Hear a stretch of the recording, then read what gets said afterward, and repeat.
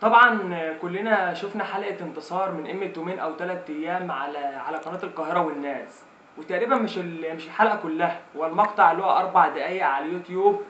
المقطع اللي هو تعليق انتصار على الأفلام الجنسية. طبعا المقطع يخطف أي حد بقت عقولنا خلاص هي على الجنس. افتح وشوف المقطع فيه ايه. انتصار قعدت انتصار الممثلة العظيمة داخله وبتتكلم هي واصحابها وبتقول لك الشاب اللي مش متجوز ممكن يصبر نفسه ويتفرج على فيلم اباحي.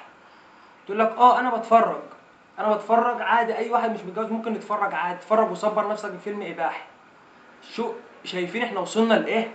يعني انا دلوقتي ممكن انا قاعد واحد فاضي اهو، اقوم داخل متفرج على فيلم، واقوم داخل كاتب على الفيس وشاهد فيلم اباحي الان. ايه اللي احنا وصلنا له ده؟ عايزين تعرفوا احنا وصلنا لايه؟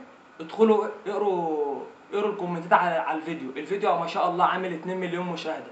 ادخلوا اقروا من الكومنتات، هتلاقي ناس من الكويت، ناس من الجزائر، ناس من المغرب، ناس من كل حته داخلين كاتبين كومنتات استغفر الله العظيم. مصر وصلت لدرجه الانحطاط. حقهم. حقهم لما يشوفوا ان مصر اللي كان كله بيتحكى بيها بقى ده اللي بيحصل فيها. بقى بقت مصر عباره عن اي حد ممكن يطلع بقى باي حاجه. اي واحد بقى فاضي ومش عارف يمثل ومش عارف يعمل اي حاجه، يقوم طالع عامل له برنامج يقول لك انا اعلامي، ويطلع يخرف باي كلام.